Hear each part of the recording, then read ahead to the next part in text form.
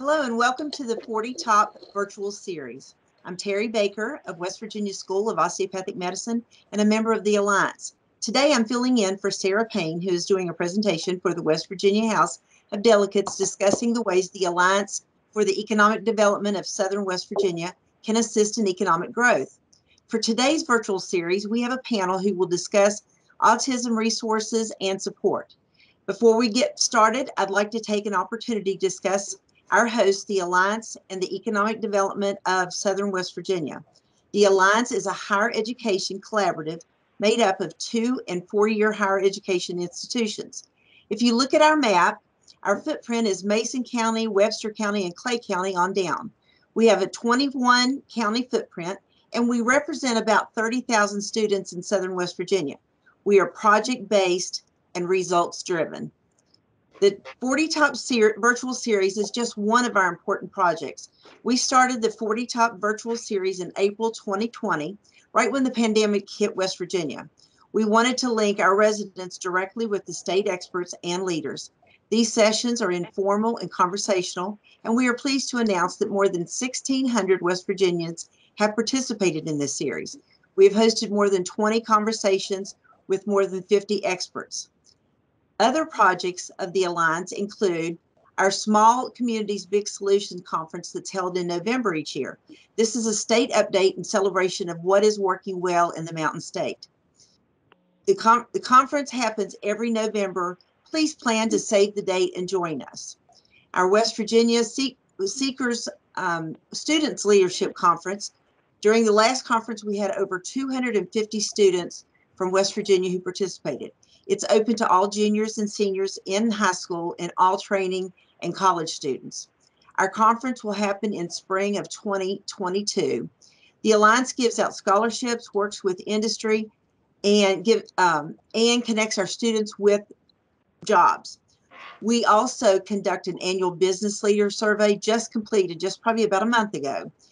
We host many important conversations on how to grow our state workforce and economy. Let's now start today's conversation. And as a reminder, I want to let everyone know that today's session is being recorded. Please allow me to introduce Dr. Mark Ellison. Dr. Ellison is the Executive Director of the West Virginia Autism Training Center, located at Marshall University in Huntington, West Virginia. Dr. Ellison is a licensed professional counselor who has worked for more than 30 years to provide person-centered support, services, and advocacy to individuals who live with autism spectrum disorders, their families, and those who support him. He has supported individuals with ASD throughout their lifespan as they moved to the community from the state-supported institutions, searched for and obtained employment, entered into relationships, and transitioned into college. Dr. Ellison has authored or co-authored several publications on the topic of transition into higher education for students diagnosed with ASD, including co-authoring the chapter, The Transition from High School to Higher Education, Inclusive Services and Support in Autism Spectrum Disorder, Identification, Education, and Treatment. Dr. Ellison is an approved licensed professional supervisor in West Virginia, a board member of the Autism Society of West Virginia, and a member of the Autism Society of America's panel of professional advisors. Mark? Thank you, Terri. I appreciate that, and appreciate everybody being on the call and the meeting today. I also want to say hello to the panelists. I think this, as a group, you're gonna get to hear a lot of personal experiences and a lot of comments about resources that are going to be really helpful. In terms of my next 5 minutes, I want to talk briefly about autism, and then a little bit about the West Virginia Autism Training Center. The first thing I want to, when I'm talking about autism, I want to make sure that I say that autism certainly affects behavior, but it is not a psychologically diagnosed behavior disorder. Those things like oppositional defiant disorder and other kinds of behavioral disorders certainly exist, but autism is not in that category. It's a complex neurodevelopmental disorder, and it causes persistent deficits in 3 areas. And again, I'm simplifying these, but those areas are social communication, social interaction, and different forms of behavior. I think each of you on the call probably have kind of a stereotypical idea, at least, of what those behaviors might look like when people talk about restricted, fixated kind of behaviors. Lots of times, for instance, if we're in a diagnostic clinic and you give young children 10 Matchbox cars to play with, lots of times those young children will spend time kind of lining them up in rows and making sure that they're all symmetrical. That stereotypical kind of behaviors is often what we're talking about. Autism is right now diagnosed in 1 in 54 8-year-olds. There's this Center for Disease Control has a multi-state research project that every 2 years takes a look at the prevalence rate, and it continues to drop. When I was starting out in this field in 1985, it was 4 or 5, between 4 and 5 of every 10,000, 1 in 2,000 or so, and but now it's 1 in 54. And West Virginia was one of the original states in that multi-state research study. So there's no real reason to think that we're also not in that 1 in 54 category. And boys are 4 times more likely to be diagnosed than girls. Now that's an interesting thing, and it continues to get a little tighter, but it still is 4 times greater. A lot of that has to do, we're realizing, is the girls present differently than boys in lots of cases. There's a lot of research now that shows that girls will perhaps follow the classmates, and like, for instance, they may line up and watch what other girls are doing in class. Maybe they'll line up to go to the gym or the cafeteria.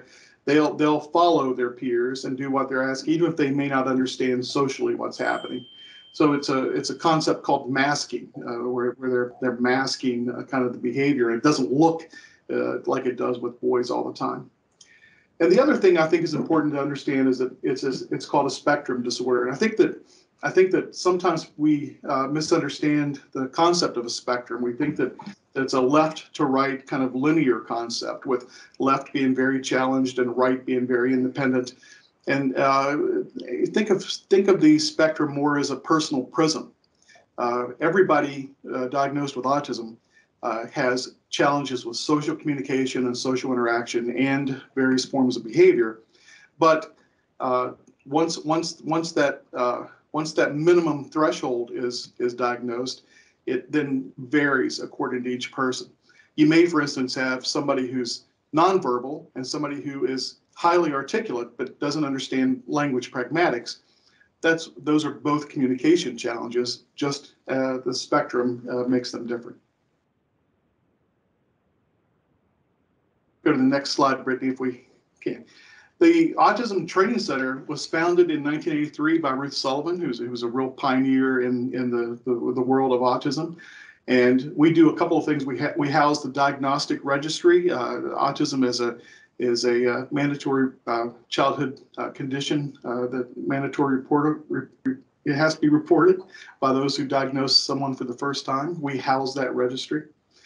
And we carry out 3 different departments. We have a direct service statewide program where we've provided training to about between 400 and 4,500 West Virginians and their families, and about 5,000 educators. And we're providing training on behavioral supports and life quality supports. We were the first university to develop a college support program for autism back in 2002, and we've helped more than a couple of dozen other universities around the country develop that program. Each semester, we have about 60 students that we're supporting who are getting traditional college degrees. And a few years ago, we entered into a relationship with the Department of Education to develop school-wide and early childhood positive behavior support programs, where we go into schools and create and build leadership teams that are focused on improving climate and culture. Now, one of the things that I think is really important about our center, again, it's statewide, and what we do and that involves kind of partnering with and collaborating with individuals and entities. And one of those individuals I want to introduce next, David George, who's a very good friend of mine and someone who's, I think, going to provide a lot of insight to you. David George is an author and a self-advocate and a motivational speaker for people of all ages who have diagnosed people with autism. He'll be on here in just a few minutes. And then Dr. Jason Conway, who's a good friend, who's a coordinator at the West Virginia Department of Office of Federal Programs and Special Education Services. Will be speaking after that. Rhonda Stout, who I've not met in person, but I know her reputation well, and I'm excited to hear what she has to say. She's a special education teacher in Greenbrier County Schools. And then Amy Boone, a parent in Greenbrier County, is going to make up the rest of the panel. This is a really well-developed panel. I'm excited to hear what folks have to say. If I can now, I'd like to introduce David George. As I said, David is an author and a self-advocate. He does a lot of motivational speaking about autism and about his life. He's a graduate of Bethany College and the author of the book Be Unique, Be You, and Live, which details his personal growth and emotional maturity and insight development after living through a difficult childhood after being diagnosed with autism. David, I know you're on the phone, and for the next 5 minutes, give us some insight. Okay, thank you, Mark. Okay, well, yes, basically, Mark, in lots of ways, kind of summed up a synopsis of what my life, my personal experiences are, and how I'm trying to start from a whole new perspective now that I understand my situation with severe ADD and a severe learning disability and highly functional autism, Asperger's syndrome.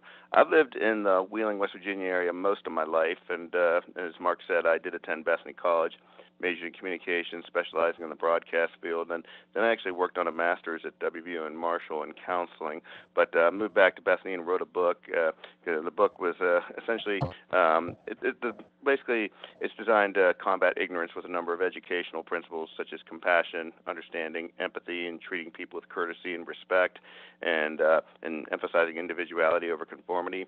But it's funny, after my book was published, I was involved in a musical that took place at Bethany College of the Who's rock opera Tommy, which I felt was a lot about my life. There's even a passage in my book about that right before the conclusion. But being involved in that kind of helped me understand my situation better. It was the impetus that led to the diagnosis of a highly functional autism, Asperger's syndrome.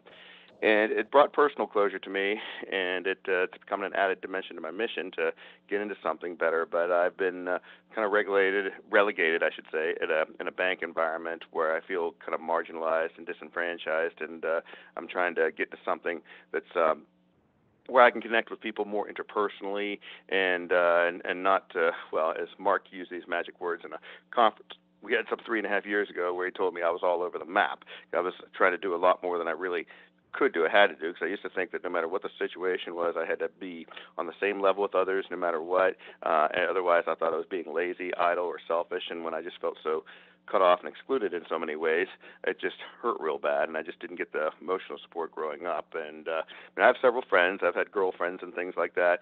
I've never wanted to have a family and all that. I just wanted to have the kind of job that I can help people and feel like I'm part of a community again. And now that I've come to understand that, I feel a lot better. I feel like in many ways I'm very liberated, and I feel very exonerated. But I also still feel kind of incarcerated because I'm not doing the kinds of things I want to do consistently. But I want to do so in a way where I have better control of my emotions and not think like if I make one little mistake, then the whole world is going to come to an end or something, or I'm going to feel like I'm persecuted or subjected to the eternal flames of damnation. So it's like now I'm more calm when I'm with people. I'm more practical, and I'm a lot more pragmatic. But what I'm trying to do is I do guest lectures at Bethany College, my alma mater, West Liberty, and not just with psychology your education, but even communication, social work, and English. And I did a paid presentation at Bethany for an English creative writing class just a month ago. But I'm trying to do something where I can bring people together, where people feel cultivated, integrated, and included, persons with special needs, and things like that. And I've connected with a school in Wheeling that's been around for about 16 years, the Augusta Levy Learning Center. And I just visited that school twice this past month of February, and it's absolutely fabulous.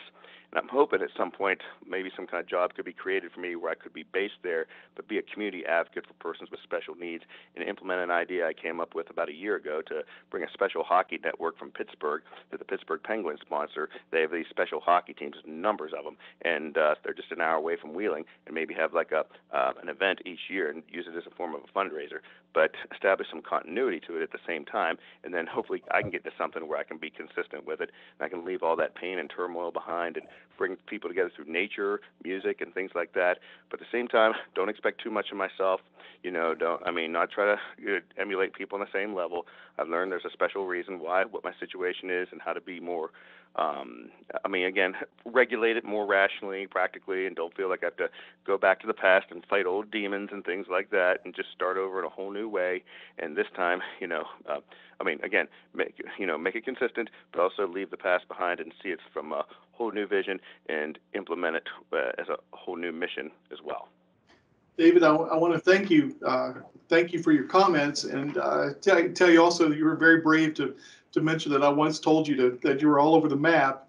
And I think I've told you before. So am I most of the time, and I think being thoughtful of that and focused on that is always a really good thing. Thank you for your comments. Thank you for your comments, David. Okay, thank you, Mark. The next panelist who's going to talk is Dr. Jason Conaway, and Dr. Conaway is the coordinator of the West Virginia Department. Is a coordinator in the West Virginia Department of Education, and he's been in education for almost 2 decades, serving West Virginia and Ohio students in a lot of different capacities. He was a special education teacher for students with autism, intellectual disabilities, emotional behavior disorders, and learning disabilities. He's a national certified school psychologist and was a school psychologist in public schools in West Virginia and Ohio. He was also a school administrator in middle schools where he oversaw special education in various capacities. Dr. Conway has done numerous presentations throughout the state, West Virginia and Ohio on various topics, and has authored several publications specific to supporting students with autism. Thank you, Jason. It's good to see you here. Thanks, Mark. It's always good to be here, and I truly appreciate the introduction. If you can move the next slide, what I'm going to talk with you a little bit about, and I've got to set my timer because I'm known to be long-winded, and I will talk forever about something, especially autism, that I love, and it's my passion. So what I want to talk with you a little bit about first, I want to give you just a quick snapshot of what autism looks like in West Virginia. And just quickly, currently, based on the last child count data that we got from public schools, we have 2,908 students. Now, this is students being served with an IEP that are provided special education services in West Virginia. This is not how many students with autism we have in West Virginia. This is diagnosed.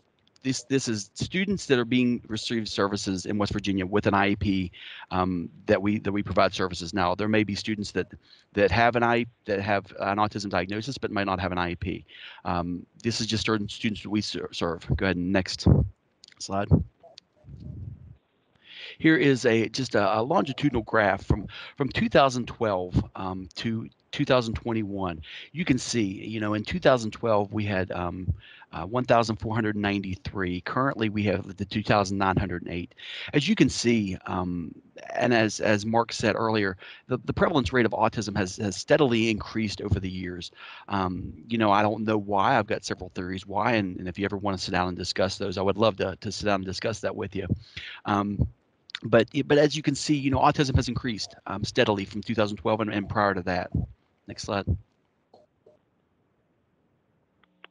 And here we're looking at all disabilities, but as I want you to take notice that when we're looking at all disability categories that we serve here in West Virginia, from 2016 till 2021, the number of students that have been diagnosed and are receiving services with autism has increased by 822 just since 2016.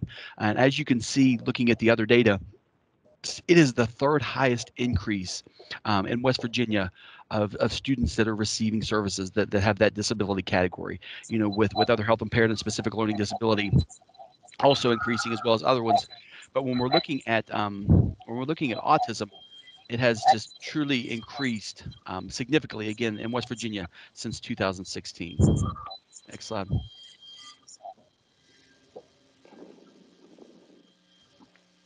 Okay, what I want to do with you just real quick, just briefly, because there are many avenues, many ways we can go, many routes we can go in this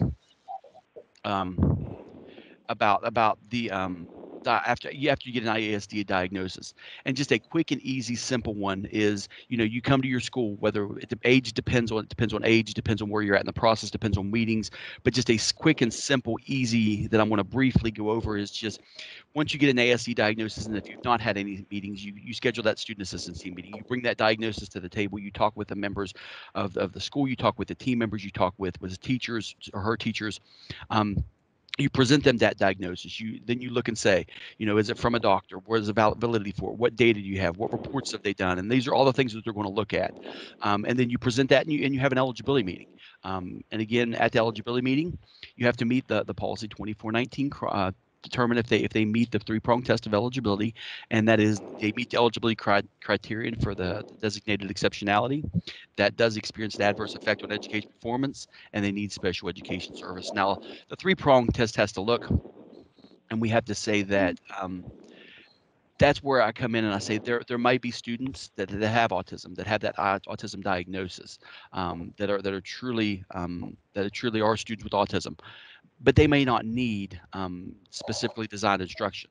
They may not affect their educational performance, and they truly may not need special education services. So that's what I say when I look at those numbers. I want to caution you and say those are students that we serve with IEPs that meet this three-pronged test. Once you do that, you have 30 days to schedule and hold an IEP meeting. And again, there's many variations to this process. There's many avenues that you can go down depending on where you're at, what age the student is at, where you're at in the process.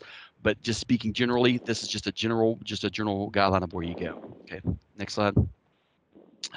I want to provide you with some resources that we have here at the West Virginia Department of Education. Obviously, the policy 2419, which is our state special education policy. A special program that we have in West Virginia, it's called Autism Mentors. That's a policy 531401. And basically what an autism mentor is a service personnel that is an A3 that has taken 30 hours of autism specific training. Now there are 4 standards, and if you want to go into that, I can go into that at a later time, but there are 4 standards that they have to meet. But they have to have 30 hours of autism specific training, as well as a de-escalation / restraint certification. So we want those de-escalation strategies as well in there. We also have a West Virginia Department of Education autism guidance document. We're in a process of working toward that here in the future. I don't know about the near future, but in the future we're going to update that to make the statistics match, to make things look a little better with that. But that's something we're going to work on here. It takes some time, but we're working on updating that autism guidance document as well. So next slide. We also have a West Virginia hand-in-hand guidance document for West Virginia families. It outlines some of the commonly used terms in special education, also provides answers to parents for many of the questions that they may have about special education. We have in West Virginia support for alternative academic standards and achievements, and we also have a West Virginia alternative assessment support document. Those are for the 1% of the population, are those with significant cognitive impairments. We have our own standards for those, and again, there's a guide for grades K to 5, and there's also a guide for grades 6 through 12. So those are some just some of the resources that I wanted to highlight, that I wanted to mention here briefly this morning as we talk about that. If you need copies of any of this, please send me an email. My email's at the end, and I'll be more than happy to send you copies of those. Now, next slide. Also, what I want to talk with you a little bit about is just briefly for probably the next couple minutes, just some things that they do in West Virginia schools, because a lot of the times if you don't see what they're doing in West Virginia schools, if you're not in the West Virginia schools, then you don't know. But I wanted to highlight a couple programs that I've seen throughout the state that I think are truly wonderful programs. A simulated workplace, which is a work-based learning. They're supervised. Students that go out into the field, sometimes they bring them into the schools. They talk with their extended activities to prepare students for the world outside of the four walls of the building, and that's ultimately what we want to do. We see what their career interests in. We see what the program of study. That also goes along with at age 14 they start this transition when they go into high school. I've seen some schools do, they do field trips, they do guest speakers. Some students do internships, job shadowing, job training, apprenticeships, student-run enterprises. We had that back when I was a teacher. At one time, we had a student-run enterprise where we would make popcorn, we would sell popcorn, and then we would use that to put money back into the school and for programs that we wanted and for some things that we wanted to do within our classroom. So there's student-run enterprises within schools that you can sell and you can do and you can work with. And there's also things outside of the school. A great lab that I have that I've seen used, and that actually my first year teaching, again, almost 18, 19 years ago, a PAYS lab, which is basically a simulated work-based career training program. The student receives,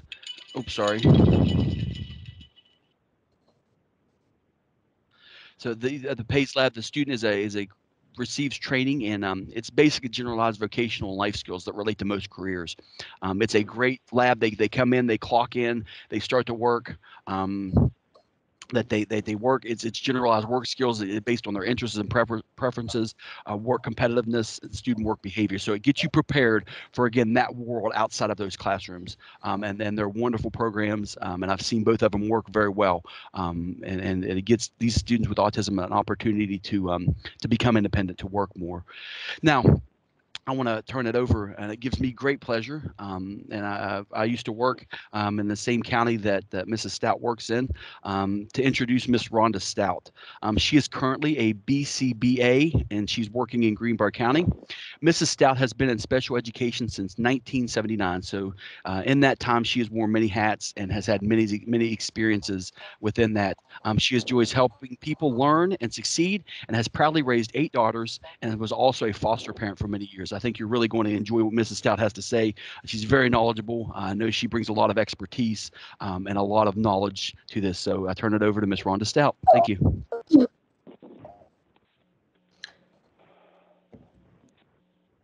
Good morning. My name is Rhonda Stout, and as he said, I've worked in a variety of capacities since 1979 when I graduated from Concord College, and I went straight into special education at the what was the junior high in White Sulphur Springs Junior High. Since then, I've worked at a lot of different schools and a lot of different ages. I've worked with students between the ages of 3 and 18 plus. I have seen many changes. At the time that I first picked up a master's degree in emotionally disturbed from Radford University and teaching children who are emotionally disturbed, autism was included under that category. Now, I've never actually felt like it belonged there, but what that was able to provide for me is some information in how to utilize ABA with all students, which I was able to do. ABA is applied behavior analysis, and there is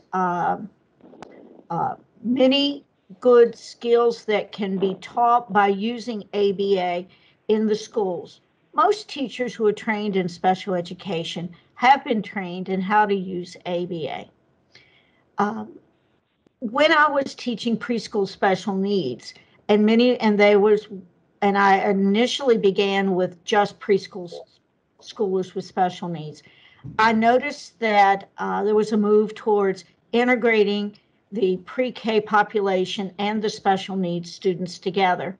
And when I looked at it, I asked myself, which students need something special that is not going to be provided? And at that time, I decided that the children in autism skills would not just be effectively taught by using a solid pre-K curriculum. So I decided to pursue a certification as a BCBA, and that I finished that in 2012. And since that time, I have worked in the school system as a teacher and a BCBA, and have combined the skills that I have with regular education classes and have found them to be effective. Many places in the state are currently looking to add BCBAs, that's Board Certified Behavior Analysts, who can help develop skills training for other teachers or for the students that they work with. What I have found to be effective is to go into a classroom with a teacher who might have a behavioral concern or who might want to better understand how to provide skills training for the students, and observe them interacting with the kids and offer, show them how to work with the students, and then step back and let them work with them. So one of the children that I've worked with on a regular basis, his mother is here today. I've worked with him off and on since he was 9, and I have been blessed to be able to see his progress from that age to his age at 18. Now I'm going to turn the presentation that I'm making over to Amy Boone, who is the parent, and she is the mother of 2 students and two children who are now adults and 3 cats, and she was the co-founder of the Greenbrier Autism Community, GAC, which is working in Greenbrier County to try to provide something extra for students outside the school system by providing resources and opportunities. I'll let her talk about GAC, and she's coming on now.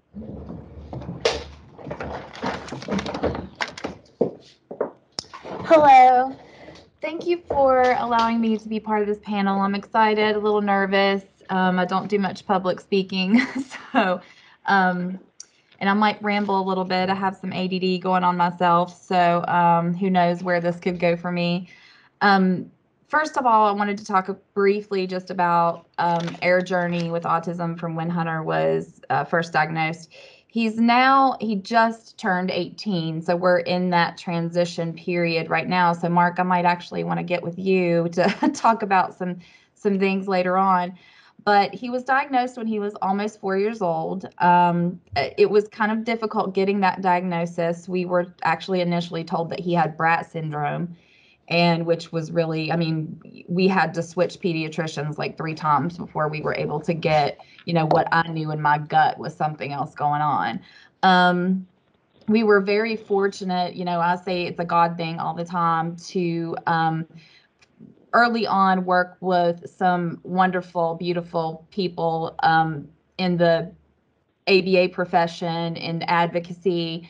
And we were able to just have those supports to get Hunter, more of what he needed within the school system and within the medical world. I will tell you, I'm not sure who's listening today, but I hope other parents are listening. And what I will tell you is that you are going to have some battles. You are going to have some battles, but you're going to run into some people who are meant to be in your life and who are going to be able to help you. I really wanted to talk about sort of a niche subject today. So everybody's kind of talking about broad subject matter, but I wanted to talk about the importance of giving our children, and now like Rhonda said, I have 2 adult children now, giving our children freedom. What our job is as our children transition into adults. Now, in our situation, Hunter's going to remain in my home living with me. It's going to look different for everybody, but that's going to be our situation for now. And my role as his parent has always been to protect him and to give him opportunities. But even more important now, I think we need to start having more conversations about freedoms for our kids that are transitioning into adulthood, because I also sit on an HR committee, and we talk a lot about, you know, how much control like some people have on their lives. So it's so near and dear to my heart to be able to give my son the understanding that he has freedom. Of course, I want to protect him. Of course, I want to give him the support he needs. But now, as we're transitioning into adulthood, it's not my job to tell him he can't go to Taco Bell at 10:30. It's not my job to tell him what kind of music he can like.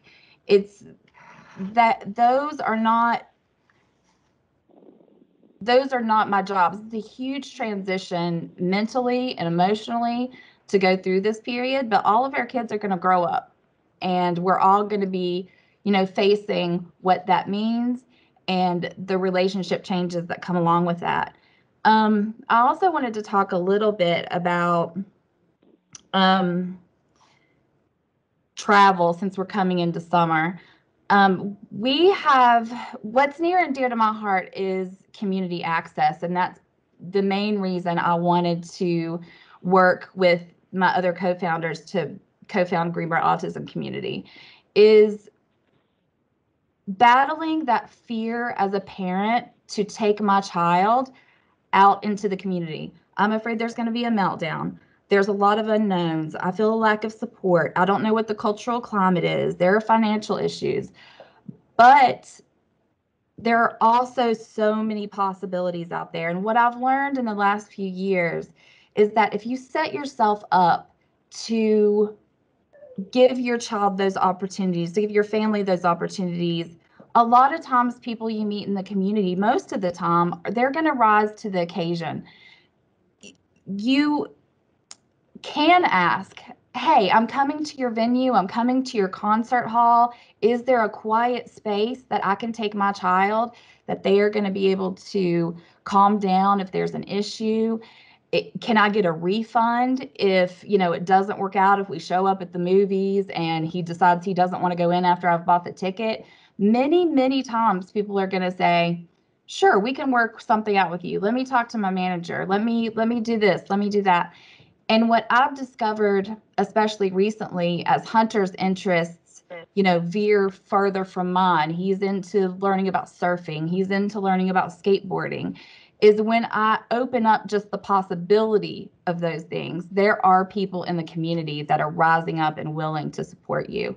So I just want to emphasize, as we get closer to, you know, the pandemic leveling off and, you know, summertime traveling, that there are a lot of possibilities out there. But I understand overcoming fear. Let's see.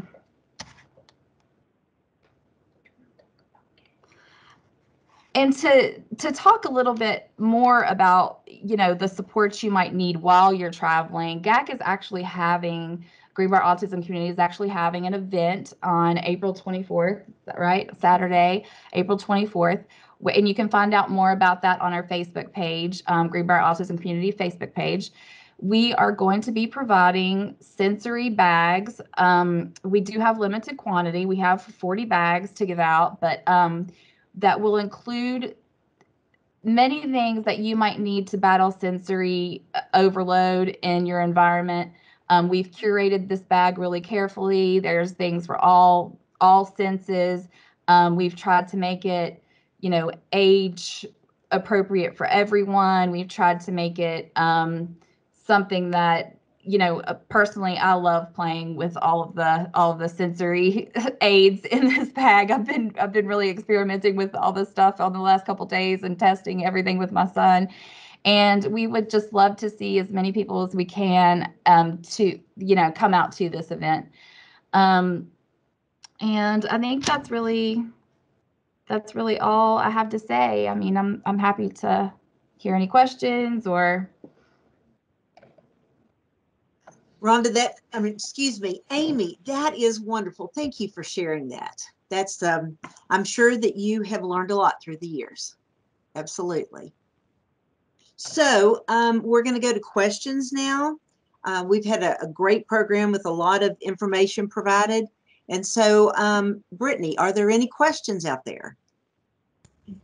Yes. So I think my first question that came in will be for Amy. And you talked a little bit about your son transitioning. He's now 18. What is that process like for you as a parent, for him? Just what is that? Can you just talk in general about how that transition is? Well, we're just at the, we're going through that transition right now. And he just turned 18 just a few days ago. And when you're in the situation that we're in, which is, Hunter is going to be remaining with me for now. And there's just a lot of paperwork for one. You're going to be doing guardianship paperwork, a conservativeship paperwork. You're going to need to decide whether you feel like you need a lawyer for that. There's going to be, if you have Social Security disability, there's going to be that paperwork. And I just want to encourage everyone who, is coming up on that time period or is that going through that, is to give yourself as a parent a little bit of grace, because it has been a very emotional time for me, with my son reaching adulthood and understanding that he's not going to be able to live on his own probably, in the foreseeable future. It does feel a little bit like a big milestone. I think any 18-year-old birthday is a big milestone, but especially when you have, a child which you're now responsible for, you're basically in control of their entire life. I would be terrified if my parents were in control of my entire life. They're good, wonderful people, but nobody wants to be controlled for their entire life. So there's a real adjustment in my mentality about how that transition is going to go. How I'm going to explain to him, you don't have freedoms like everybody else has. You are, you do depend on me for some things, but I'm going to give you all the freedom that you can, that you don't have financial freedom, that you don't have, freedom to vote in an election. So it's been a real emotional sort of up and down. As a matter of fact, I got my guardianship paperwork in a little late. Somebody had to help me with it because I just could not mentally face it by myself. But it's the time that you do have to, as a parent, give yourself a little bit of grace, give yourself like just a perspective adjustment, and reach out to the people that have been supporting you. Also, what we're finding out, here in West Virginia, and this is why I wanted to talk to Mark later, is that there's not a lot of funding for transition services. And, even though we've had an excellent experience with Greenbrier County Schools, the Department of Rehabilitation Services has taken some major cutbacks to their budget. And, the question is, there are people out there offering transition services and trying to help where they can, but what are we transitioning to? So if there's nothing to transition to, what's the point of a transition service? So we're finding ourselves in a situation where, the options are, well, do you move or do you create something from the ground up? So it's a really scary time because a lot of, the money, the supports, are also transitioning sort of out. Because, once you get into adulthood, a lot of the money is geared toward school-age children. So it's a scary, scary time. But I think this is another area why I wanted to, work with the other people in GAC to try to bring families together, because if we're going to be able to remain in West Virginia, we're going to have to start bonding together and building things for our kids from the ground up and working within our community. So that's sort of where we are in the transition process, sort of right in the middle of it. There's a lot of unknowns. There's a lot of support I still feel like we need. People around us are supporting us, but like I said, if there's nothing to transition to, what are your options? Brittney, may I add something? Yeah, of course. And Rhonda, I heard you talking about the challenges of the transition, and that certainly is, you're right. Depending on lots of political things and financial things, that makes it harder. But it doesn't change and I'm going to see if you can jump in here real quick. It doesn't change the responsibilities of the school, however, to start planning and helping plan and guide that transition. Jason, off the top of your head, sorry, can you give the audience just an idea of when transition planning should begin to take place and when it has to take place by law, and maybe some tips about that, because the planning has to take place whether the funding is there or not, correct? It is. We have to start transition planning at age 14, based on the IEP, based on policy. But you can start transition planning. Usually, I would recommend middle school. When you come into middle school, 6th grade, 7th grade, definitely by 8th grade, you got to have that transition plan, 14 years old, into place. But I think the earlier you start to transition to adulthood, the earlier you start to transition to that independence. And Amy, I'm sure that you've experienced this, and the earlier you start, sometimes maybe the easier it's going to be later. But again, it's not something that you can't just throw a student into a transition. I mean, it's just not going to work. You can't, you got to plan for that. But in schools, it's got to be by 14. My recommendation is, and that's what I talk to people about, when you start middle school, because that's when you start thinking about that future. That's when you start thinking that independence and start working toward that.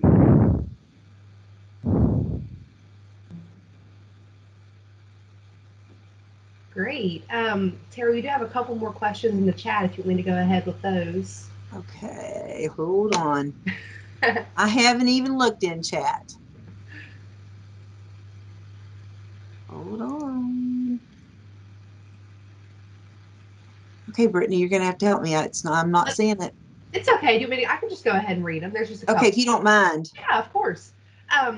One of the questions was, how does a student qualify for an ABA? There's a question that was asked in the chat. So I guess anyone can jump in here.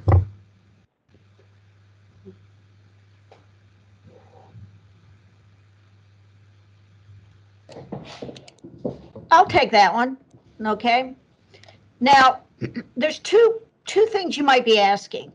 About getting ABA through the school system or getting ABA privately. Most private insurances, I believe all in the state of West Virginia, will pay for ABA. And it is an excellent idea if you can locate a BCBA. It has to be a BCBA before they can bill for it. But if you can find someone or a location in your community where you can start with a child working with somebody who can give you information so you can continue the work at home, I recommend looking for that early, before they start school. Now, not all schools have BCBAs, but you can provide ABA services through the school system with the educators. Many of the teachers who are working in special education will look at things like the antecedents of a behavior and the consequences and develop a program based on ABA services. Sometimes what people are talking about is discrete trial training, which is a very specific, very precise form of education for children, frequently in the early years, but definitely even later on. And so finding someone who can provide services is still difficult in West Virginia. So there is if you go to the certification site for BCBAs, I think it's BACB, and put in your zip code, then you can find BCBAs and other professionals who are certified in your community based on your zip code. So if you have someone in your area, you could contact them. You can also contact your school system and ask what types of services they are providing. And I believe the legislation requires to access the insurance requires that it be recommended or prescribed by a clinical psychologist or a medical doctor. So right. And just, simply getting to your doctor and getting that diagnosis is the first step on everything, just about. Okay. Great, thank you. And I think the other question in the chat was wanting to know more about specific autism trainings for teachers in the school system. In the schools, there are many counties do a lot of trainings. I know that many counties like Berkeley County and I know Cabell County, and I know several counties have a lot of trainings by school psychologists in their district. They have trainings by, some have the BCABA training, some have behavior specialists in their training that do autism specific trainings. Some speech therapists do autism specific trainings in county. I'm always willing to come and do a training for a county for a student. Mark, I know with our service personnel has the autism mentor training, and I've looked at the curriculum. It is definitely beneficial for teachers through the Autism Training Center. It's mostly for our service personnel to get their autism mentor hours. But if you're wanting good information and to walk out of there with something that you can use hard in your classroom, those are great trainings as well.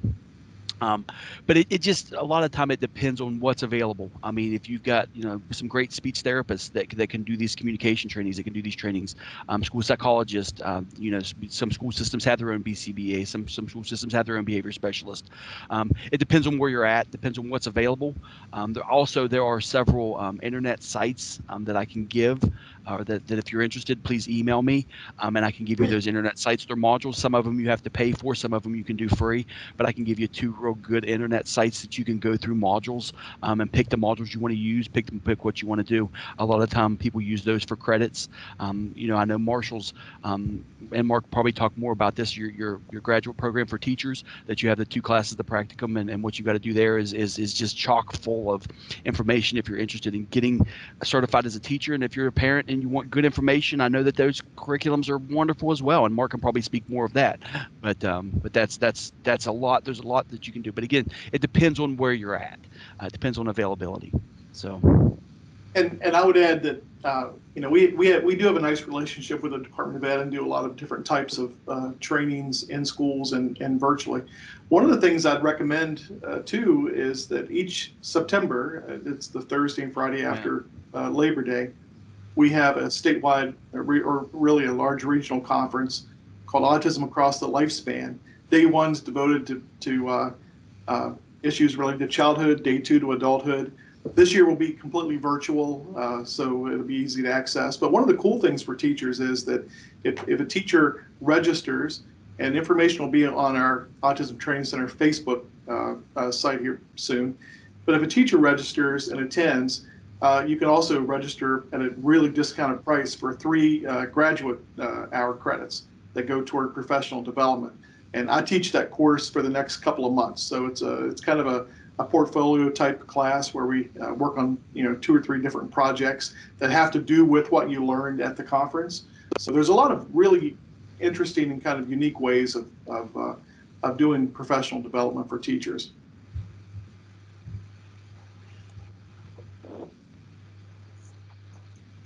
Okay, great. I kind of want to bring some others back into the conversation. So what local and state resources have been most helpful to you and why? If David, if you're still on, if you want to go ahead and jump in here. No, I'm sorry, can you repeat that again, please? Yes, of course. What local and state resources have been most helpful to you and why? Well, it's interesting. I actually, when I mentioned earlier that I did attend graduate school at Marshall, and I did really well. In fact, I performed even better there than I did at Bethany.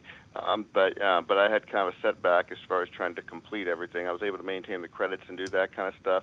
But what was initially done after that is I did refer my special education mentor at Bethany, I guess the one who became sort of my rock of salvation, Chris Sampson, had referred me to a vocational rehabilitation counselor at West Virginia Division of Rehabilitation Services. Her name is Judy Bosley, and she was really wonderful. Sadly, she passed away less than 8 years ago. But I mean, there were some good things like like that. And I moved back to Bethany because I always felt Bethany was like a home to me. I was excuse me, I was living with a girl I graduated with when I was writing a book and all that. And I had to go. I never needed psychiatry, but I had to go to some therapy. I had to go to a therapist because there was a lot of psychological damage that had been done to me, not getting the help I needed and not getting the kind of job I really kind of wanted to have and things like that. So I was kind of wavering lots of times. But now more specifically, I do serve on a committee. It's a Consumer Affairs Committee for the West Virginia Division of Rehabilitation Services for Marshall and Ohio County. Unfortunately, we haven't been able to meet since the pandemic started, and that was over. Last meeting we had was over a year ago, but they do have. The West Virginia DRS, they do try to help people get jobs and things like that. And but more specifically nowadays, what I've been doing, besides like with Bethany Memorial Church, the Augusta Levy Learning Center in Wheeling. Again, that's been around for 16 years. That's like the first real, private school for kids with special needs and things like that. But they did have a West Virginia autism group and the Wheeling autism group, and that was helpful to a degree. But they haven't been meeting very much. In the last year or two, they tried to establish a home. They tried to confer with the city to have a home for these persons to move into. But there's counseling services and things like that, like the one I'd gone to. But the thing is, what we're trying to do is make people understand that a disability should never beget an inability to utilize your gifts, strengths, and services, the abilities you have that can educate people and do those kinds of things. So it all depends on each individual's needs because everyone is unique, and whether you have some kind of so-called disability or not. But I think one of the things that's And David, I think you raise a really important point that you don't care if I piggyback on just for a second, but the state has a lot of interesting parent groups and different types of groups that aren't out being incredibly loud, like the GAC group, for instance. Those guys do really great stuff, but they don't. It's a specific region. One of the things I'd recommend is the Autism Society of West Virginia. Is kind of connected to lots of different groups around the state, and they do a lot of advocacy. They do a lot of resource development. They're working with us right now to. We have a bill that we're trying to get through. It just passed the Senate a couple of days ago and is being considered by the House, which would mandate training, autism-specific training for police officers and correction officers. And yeah, I think I did see.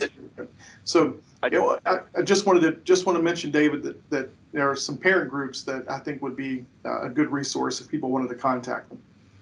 Well, that's another thing I was about to mention. In fact, it's just kind of a coincidence that you asked that we're discussing this now because this evening I'm actually for the first time I'm supposed to sit in on a monthly group event where parents and teachers representing Brooke County, which Bethany is in.